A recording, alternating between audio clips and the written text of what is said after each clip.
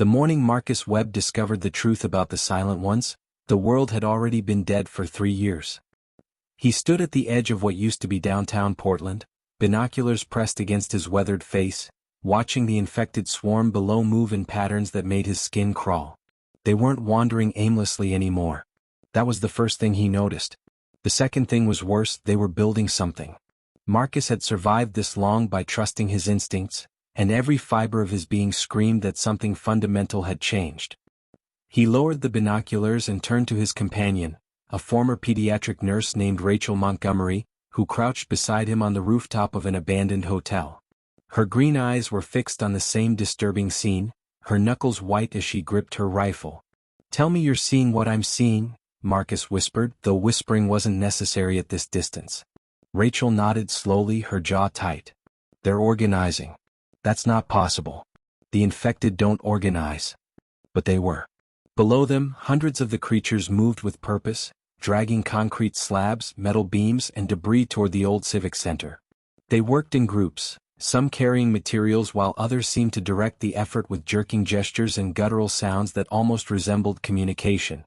Marcus had encountered thousands of the infected since the outbreak began, had studied their behavior to stay alive, and this violated everything he understood about them.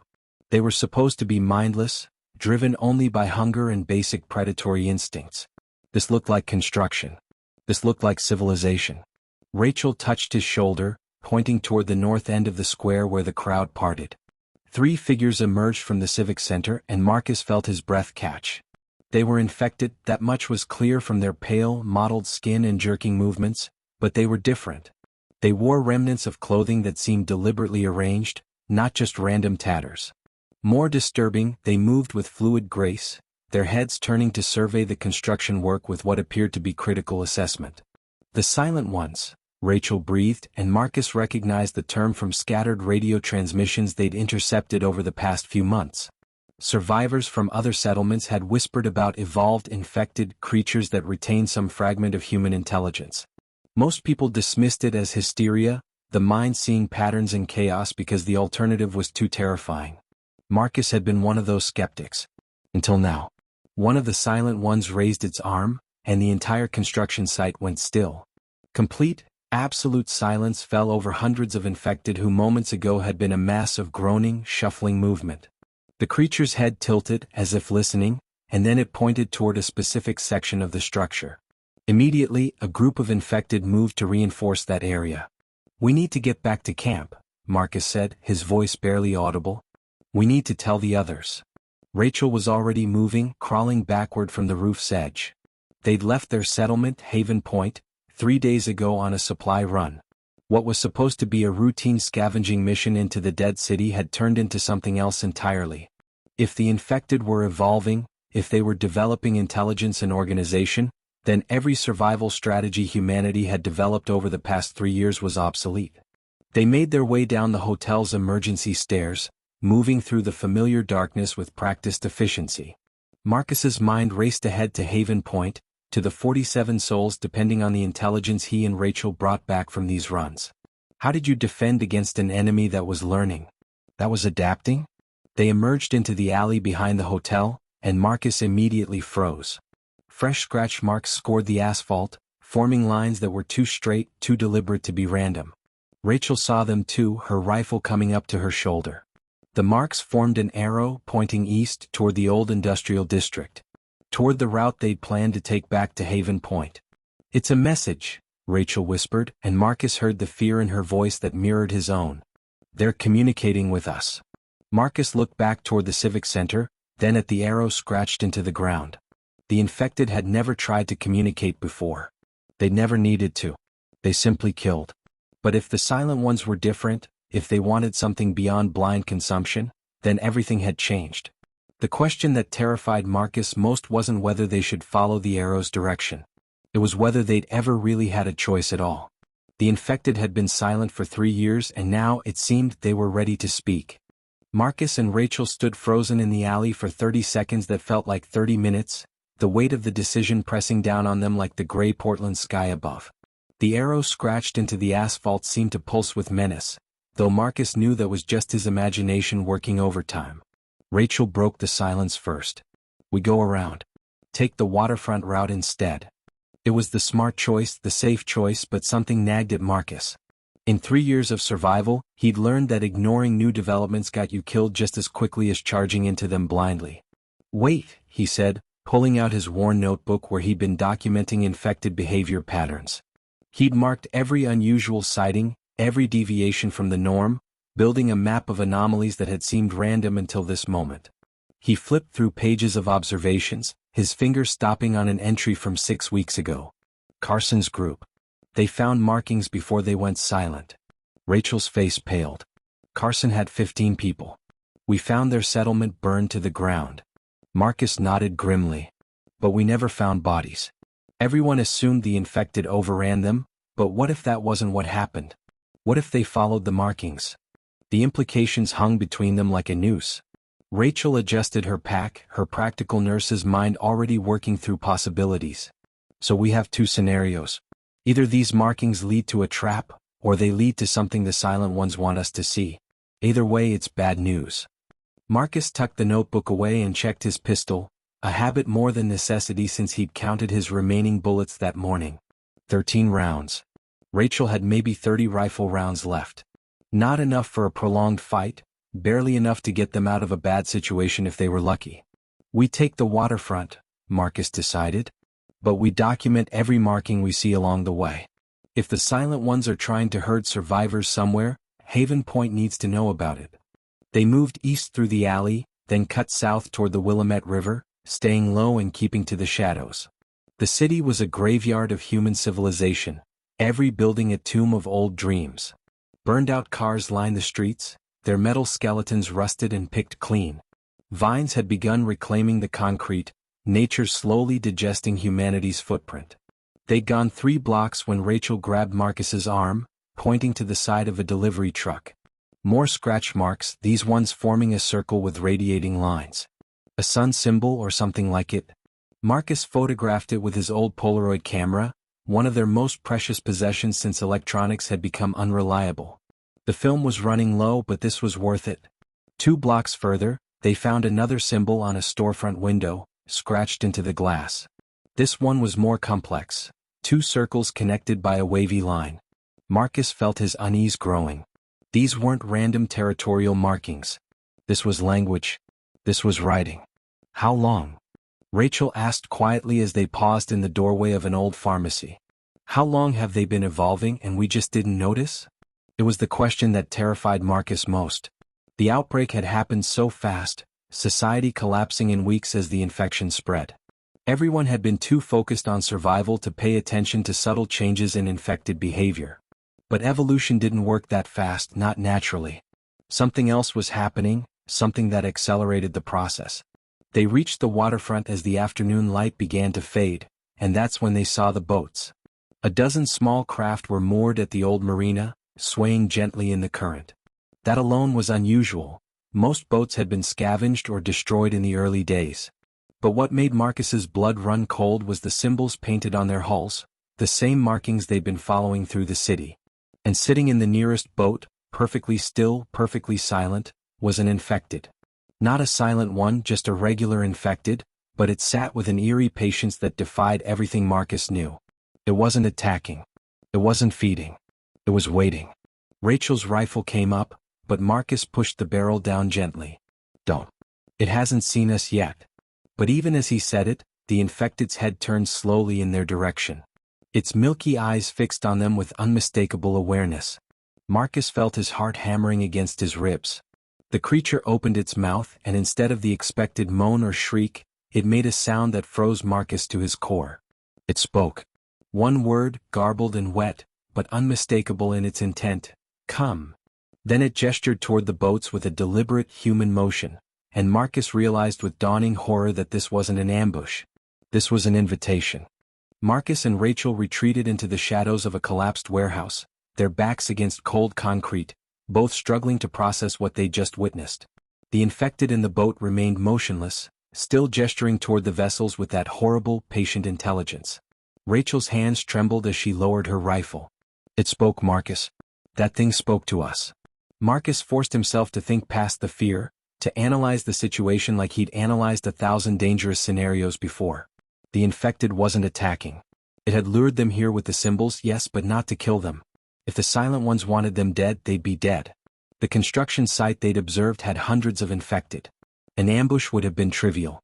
They want us to go somewhere, Marcus said, his voice steadier than he felt. The question is where, and more importantly, why. Rachel shook her head violently. We're not actually considering this? Marcus, that thing is infected. This could be some kind of trap, some evolutionary adaptation to lure and prey more efficiently. It was logical, the kind of thinking that had kept them alive. But Marcus couldn't shake the memory of Carson's settlement, the absence of bodies, the lack of evidence of a struggle. What if Carson and his people hadn't been killed? What if they'd accepted an invitation just like this one? Before Marcus could respond, the infected in the boat moved again. It reached down and held up something that made Marcus's breath catch. A photograph, faded and water-damaged, but unmistakable. Even from this distance, Marcus could see it showed a group of people standing together, smiling. Living people. Recent photograph, based on the clothing and the background. The creature pointed at the image, then downriver, then back at Marcus and Rachel. The message was clear. There are survivors where we want to take you. That could be fake, Rachel whispered, but her voice lacked conviction. Could be someone they killed, using their belongings to bait us. Marcus pulled out his binoculars for a closer look at the photograph. His hands went numb. He recognized one of the faces. Thomas Carson, the leader of the lost settlement, standing with his arm around a young woman Marcus didn't recognize. Both were smiling, both very clearly alive. The photo hadn't existed 6 weeks ago when Carson's group disappeared. Rachel, Marcus said slowly, handing her the binoculars. Look at Carson. Look at what he's wearing. Rachel peered through the lenses and gasped. Thomas Carson was wearing a distinctive red jacket that his wife Jennifer had given him for his 40th birthday, just 2 weeks before their settlement went dark. Marcus had been there for the celebration. That jacket hadn't existed when Carson disappeared. This photo was recent. The implications rearranged everything Marcus thought he understood. They're alive, Rachel breathed. Carson's people are alive. But that means they went with the infected willingly. That means they're... She couldn't finish the sentence, but Marcus understood. It meant they were cooperating with the infected. It meant there was something beyond the simple narrative of humans versus zombies that had defined the last 3 years. The infected in the boat lowered the photograph and remained still, waiting. Marcus noticed details now that his initial fear had subsided. The creature's skin, while pale and mottled, didn't show the advanced decomposition of typical infected. Its movements, though stilted, weren't the spastic jerking of mindless feeders. It was different, perhaps had always been different, part of whatever evolution was transforming the infected into something new. We need to make a choice, Marcus said. We can run back to Haven Point, tell them what we've seen and prepare for whatever's coming. Or we can get in that boat and find out what happened to Carson's people.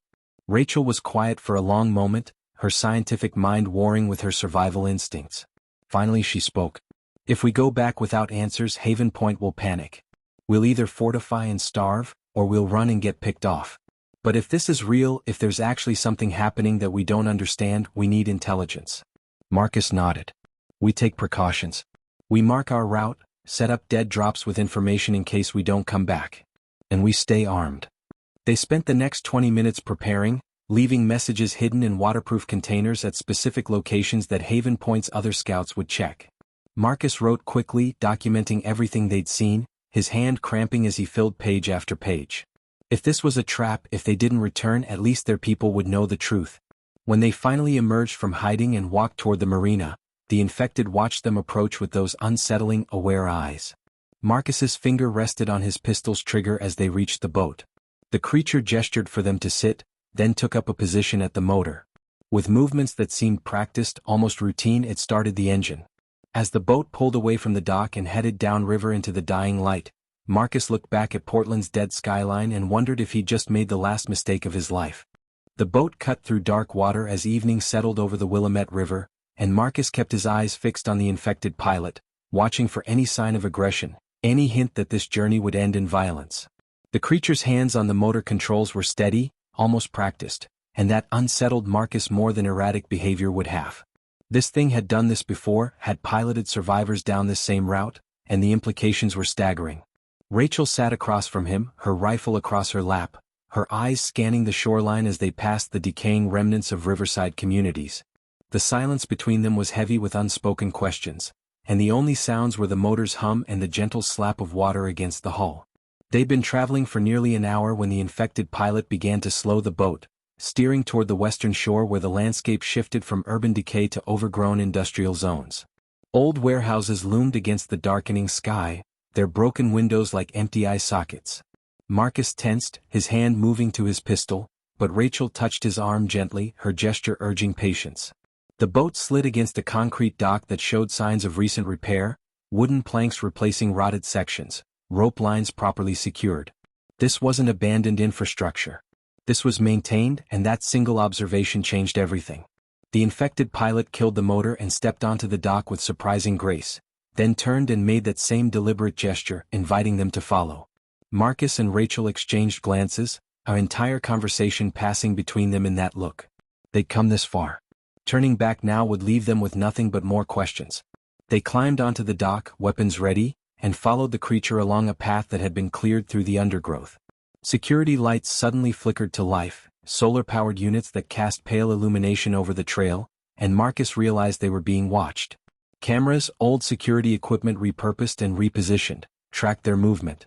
Someone had power here. Someone had organization. The path opened into a clearing, and Marcus stopped so abruptly that Rachel nearly collided with him. Before them stood a settlement unlike anything he'd seen since the outbreak began. Not a desperate collection of fortified buildings and scavenged supplies, but an actual functioning community.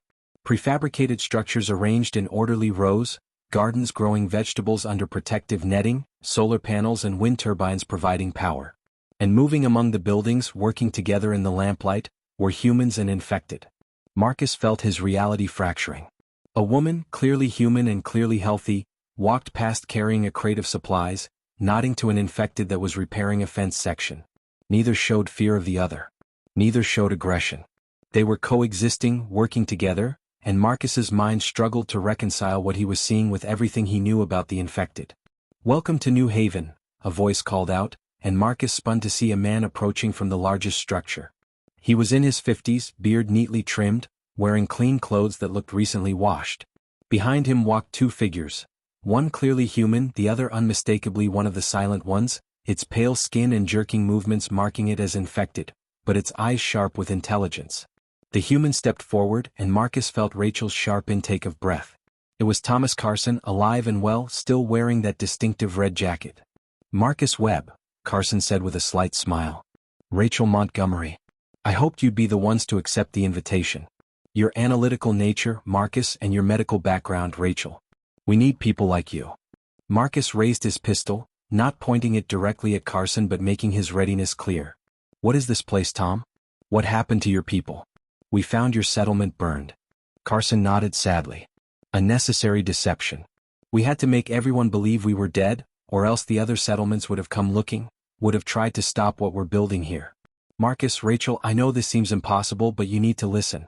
Everything we thought we knew about the infection was wrong." The silent one beside Carson moved forward, and Marcus's finger tightened on the trigger. But the creature simply raised its hand in a gesture that was unmistakably peaceful, unmistakably human in its intent. When it spoke, its voice was rough, damaged, but coherent in a way that shouldn't have been possible. "Not enemy," it said, each word clearly costing it effort. "Evolution. Both species. Together survive." Rachel's rifle lowered slightly, her scientific curiosity battling her fear. "That's impossible. The infected are driven by a virus that destroys higher brain function. They can't recover. They can't evolve intelligence." Carson gestured toward the settlement, toward the impossible cooperation happening around them. "Come inside. Let us explain. Let us show you what we've discovered in the land of the silent ones.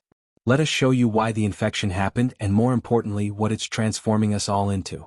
Marcus looked at Rachel, saw his own conflict mirrored in her eyes. Every instinct screamed that this was wrong, unnatural, dangerous. But the evidence before them suggested something unprecedented was happening, something that could change everything about humanity's future. Or end it completely. The question was which. Carson led them into the main building, a converted warehouse where the interior had been transformed into a combination research facility and living space. Tables covered with scientific equipment lined one wall, while the other held communication gear that looked functional and well-maintained. A dozen people worked inside, some clearly human, others bearing the telltale signs of infection but moving with purpose and intelligence. Marcus kept his weapon ready as Carson gestured them toward a central table where maps, documents, and photographs were spread out like puzzle pieces waiting to be assembled. The silent one that had accompanied Carson remained near the door, its presence a constant reminder of how far beyond normal this situation had gone. Rachel moved closer to the table, her medical training drawing her toward a series of charts displaying cellular structures and progression timelines. Marcus watched her eyes widen as she absorbed the information, her scientific mind processing data faster than he could follow. Carson began speaking, his voice carrying the weight of someone who discovered a terrible and wonderful truth. The infection isn't what we thought it was. It's not a disease, not in the traditional sense. It's a catalyst, a biological trigger that was dormant in the environment for decades, maybe longer. When it activated 3 years ago, we assumed it was destroying humanity, turning us into mindless monsters.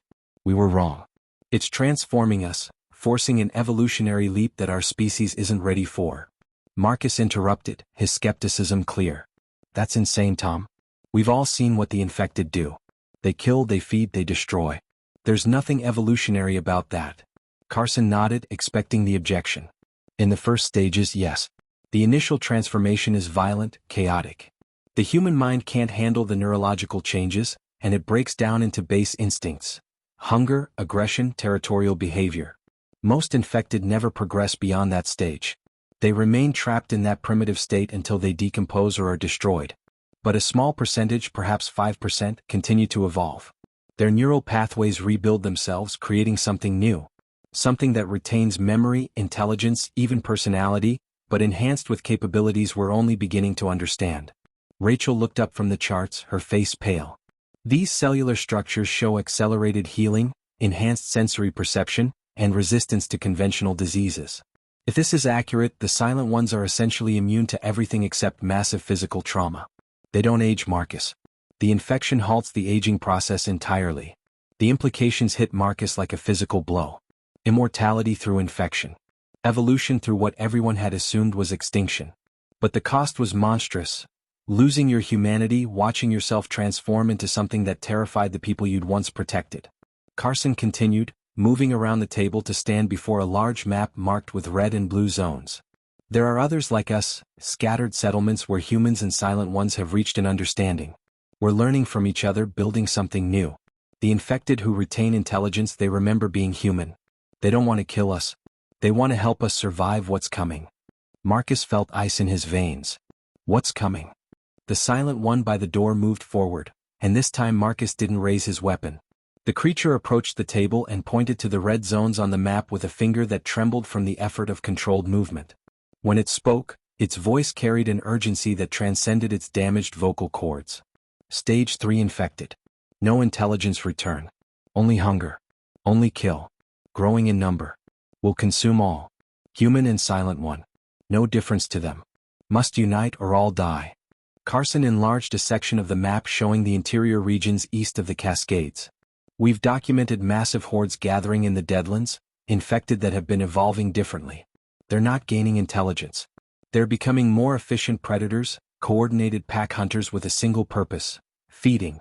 They number in the hundreds of thousands, maybe millions, and they're moving west. When they reach the coast, every isolated human settlement will be overrun in days. Rachel's voice was barely a whisper. You're saying we have to choose between staying human and dying, or accepting the infection and becoming like them? She gestured toward the silent one. Carson shook his head. There's a third option, and it's why we brought you here. Our research suggests that controlled infection, administered in the early stages with proper medical support, increases the chance of successful evolution to the silent one stage from 5% to nearly 40%. We can guide the transformation, help people retain their humanity while gaining the advantages they need to survive. But we need medical expertise to refine the process. We need people like you, Rachel. Marcus slammed his hand on the table. You're talking about deliberately infecting people. About gambling with a 40% success rate. What happens to the other 60%, Tom? The silence that followed was answer enough. Carson met Marcus's eyes without flinching. They become like the others. Mindless. Dangerous. And we have to put them down. It's a terrible choice, Marcus, but it's the only choice we have. The Stage 3 hordes will be here in less than 3 months. Haven Point has 47 people with maybe enough ammunition for a week-long fight. You know how this ends unless something changes. Marcus looked at Rachel, saw the conflict tearing her apart. As a nurse, she'd taken an oath to do no harm. But as a survivor, she understood impossible choices. The infected pilot who'd brought them here stood silently nearby, a living example of successful transformation and a reminder of everything humanity would have to surrender. Outside, the sounds of New Haven's impossible community drifted through the walls, human and silent one working together against the darkness gathering in the east. Marcus realized with sickening clarity that Carson was right. The world had already ended. The only question now was what would rise from its ashes, and whether anything recognizably human would be part of it. Marcus was still processing Carson's revelation when the alarms began to sound throughout New Haven. Sharp, urgent blasts that sent everyone in the building into immediate motion, humans and silent ones alike moving with practiced coordination toward defensive positions. A young woman burst through the door, breathless and terrified, her radio crackling with static and screaming voices. "It's Haven Point," she gasped. "They're under attack. Stage 3 horde at least 300 strong. They came out of nowhere, hit the eastern perimeter 15 minutes ago." Marcus felt his world tilt. 47 people. His people. Jennifer Carson was there, Tom's wife, who'd stayed behind to maintain the illusion that her husband was dead. David Martinez and his 2 kids. Old Frank Patterson, who'd taught Marcus how to identify safe water sources. Emily Rogers, barely 19, who'd survived alone for 8 months before they found her. All of them facing a horde of evolved predators with limited ammunition and defenses designed for scattered groups of mindless infected, not coordinated pack hunters. Rachel grabbed Marcus's arm. "How far? How long to get back?" Carson was already moving, shouting orders to his people. 40 minutes by boat, maybe 30 if we push the motors hard. "But Marcus, your people can't hold that long against Stage 3 infected. We've seen what they can do. They don't stop, they don't get distracted, they just keep coming until everything living is dead." Marcus felt rage building in his chest. "You knew this could happen. You've been tracking these hordes, and you let Haven Point sit there exposed, vulnerable, while you played mad scientist with your infection experiments." The accusation hung in the air like gun smoke, and Carson had the decency to look ashamed. "We sent warnings through the radio. We tried to make contact without revealing ourselves. Your settlement leader, Patterson, he rejected every suggestion to relocate, called it conspiracy paranoia. We couldn't force him to listen without exposing New Haven, and we weren't ready for that." A silent one Marcus hadn't seen before entered the room, moving with the distinctive fluid grace of the evolved infected. It carried military-grade weapons, real firepower, not the scavenged hunting rifles and pistols that most settlements relied on. When it spoke, its voice was clearer than the pilot's had been, suggesting a more complete transformation. "We go now. Take weapons, take fighters. Save Haven Point survivors. Not too late." Rachel looked at the creature, then at Carson, her medical mind working through impossible calculations. "You're offering to help? To send your people, your silent ones, to fight alongside humans?" Carson nodded. "We protect each other here, human and silent one. That's the foundation of everything we're building. Your people at Haven Point, they're not ready to accept what we are, but that doesn't mean we let them die. We save who we can, and then we give them the same choice we're giving you. Join us or take supplies and go somewhere else. But they deserve to survive."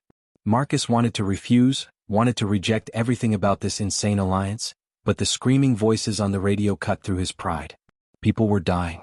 His people. And he couldn't save them alone. "How many fighters can you spare?" he asked, the words tasting like poison. Carson smiled grimly. 30 silent ones, fully armed and equipped. 10 human volunteers. Plus whatever you and Rachel choose to bring. He paused, then added quietly, "The silent ones are stronger, faster, and they heal from anything that doesn't destroy the brain or spine. Against Stage 3 infected, they're our best chance. Maybe our only chance." Marcus looked at Rachel and saw his own desperate calculation reflected in her eyes. They'd come here expecting answers and found only harder questions. But none of that mattered if everyone they cared about was being torn apart while they debated philosophy. "We go," Marcus said. "But Carson, if this is some kind of trick, if you're using Haven Point to manipulate us, I'll put a bullet in your brain before the infected get me." Carson accepted the threat with a nod and began distributing weapons. Marcus found himself holding a military rifle with full magazines, more ammunition than he'd seen in years. Around him, silent ones geared up with practiced efficiency, their movements coordinated and purposeful. These weren't monsters. They were soldiers preparing to defend people who would probably try to kill them on sight. The boats launched into darkness, motors roaring as they raced upriver against the current. Marcus sat surrounded by silent ones, creatures that his training and instinct screamed were the enemy, all heading toward a battle that would test whether cooperation between human and infected was noble evolution or fatal delusion. Rachel sat beside him, checking medical supplies that Carson had provided, preparing to save lives in the aftermath of whatever they were racing toward. The radio crackled with updates from Haven Point, each transmission more desperate than the last. Patterson's voice, usually so steady and authoritative, was ragged with terror as he described infected that moved like wolves, that anticipated defensive strategies, that learned from each failed attack and adapted. The Stage 3 horde wasn't just attacking. It was problem-solving, and Haven Point's defenses were being systematically dismantled. Marcus checked his rifle and looked at the silent one sitting across from him. The creature met his eyes and nodded once, a gesture of solidarity that transcended the horror of what it had become. In 30 minutes they'd reach Haven Point. In 30 minutes, Marcus would discover whether humanity's future lay in cooperation with its evolutionary replacement, or whether some lines were never meant to be crossed. The boat raced through darkness toward fire and screaming, and Marcus whispered a prayer to a god he'd stopped believing in 3 years ago. Haven Point was burning when the boats arrived. Marcus vaulted onto the dock before the vessel fully stopped, taking in the chaos with a soldier's eye trained by 3 years of survival. The eastern wall had been breached, infected pouring through the gap like water through a broken dam, but these weren't the shambling corpses he'd fought before. The Stage 3 horde moved with terrible coordination, flanking defenders, drawing fire to create openings for others to exploit. His people were dying. Patterson stood on the inner barricade, firing methodically until his rifle clicked empty, then swinging it like a club as infected closed on his position. Jennifer Carson fought beside him with a hunting knife, her face streaked with blood and tears. Marcus saw young Emily Rogers dragged from a rooftop, her screams cutting through the night before ending abruptly. The rage that filled him was pure and focused. He raised his rifle and fired, the military-grade weapon cutting down infected with efficiency his old hunting rifle never possessed. Beside him, Rachel began shooting with the same desperate precision, each round counting, each shot buying seconds of survival for people they'd shared meals with, laughed with, grieved with. Then the silent ones entered the battle and everything changed. They moved through the infected horde like wolves among dogs, faster and stronger than the Stage 3 creatures, their enhanced abilities turning the tide in moments. A silent one tore through 5 infected to reach Patterson, placing itself between the exhausted man and certain death, fighting with a ferocity that was breathtaking and terrifying. Patterson stumbled backward, his face cycling through shock, horror, and confused recognition as the creature that saved him turned to reveal intelligence in its eyes. Marcus pushed forward, leading the human volunteers from New Haven into the breach, their combined firepower creating a corridor for Haven Point survivors to retreat through. He reached Jennifer Carson, grabbed her arm, pulled her toward safety even as she fought to return to the battle. "Tom's alive," he shouted over the gunfire. "He sent us. He sent them." He gestured toward the silent ones now forming a defensive line between the horde and the survivors. Jennifer's expression shattered into something between hope and anguish, but there was no time for explanations. Rachel had established a triage station in the community center, her hands already covered in blood as she worked to save the wounded. Marcus helped carry casualties to her, recognizing faces with each trip, counting losses with each body they couldn't reach. The battle lasted 47 minutes by Marcus's watch, though it felt like hours. The silent ones fought with controlled violence, neither reckless nor cruel, simply efficient. When the last of the Stage 3 infected fell, 23 Haven Point residents remained alive from the original 47. The silence after the fighting was profound and terrible. Patterson stood among the survivors, staring at the silent ones who had saved them, his rifle hanging loose in his grip. When Carson emerged from one of the boats, Jennifer ran to him with a cry that was equal parts joy and fury, embracing the husband she'd thought dead while demanding answers he couldn't possibly provide quickly enough. Marcus gathered the stunned survivors and spoke the truth, all of it holding nothing back. He told them about New Haven, about the choice Carson had offered, about the Stage 3 hordes gathering in the east, about the evolutionary transformation that promised survival at the cost of humanity as they'd known it. Some wept. Some raged. Old Patterson simply sat down heavily, the weight of impossible decisions finally breaking him. Rachel stood beside Marcus, her nurse's scrubs soaked with blood from trying to save people who died anyway despite her skills. When she spoke, her voice carried to everyone. "I'm taking the infection," she said quietly. "Controlled transformation at New Haven with medical support. 40% chance of success. I'm a nurse. If I evolve successfully, I can help others through the process. If I don't, then I try to be part of the solution instead of just waiting to die." Marcus felt his heart breaking because he understood what she was really saying. She was choosing hope over fear, even if that hope wore a monstrous face.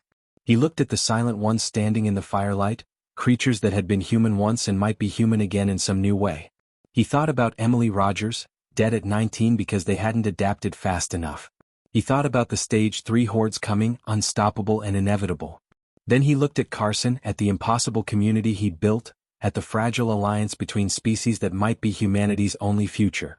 "I'll help," Marcus said. "I'll help you build New Haven, help others find it, help them make the choice. But I'm staying human as long as I can. Someone needs to remember what we were before we became what we need to be." Carson clasped his shoulder, understanding in his eyes. Around them, Haven Point survivors began making their own choices, some accepting the offer to travel to New Haven, others taking supplies and heading for distant settlements that might still believe humanity could survive unchanged. As dawn broke over the Columbia River, Marcus stood with Rachel, watching the sun rise on a world that had died and was being reborn as something new. The age of humanity was ending, but the age of the Silent Ones was just beginning. And in that terrible, beautiful transformation, Marcus found something he'd thought lost forever. Hope that something of human kindness, human courage, human love might survive the metamorphosis. The final awakening had come to the land of the Silent Ones, and the secrets hidden there were both darker and brighter than anyone could have imagined. Evolution demanded sacrifice, but it also promised survival. The question each person had to answer for themselves was which mattered more, staying human or staying alive. The end.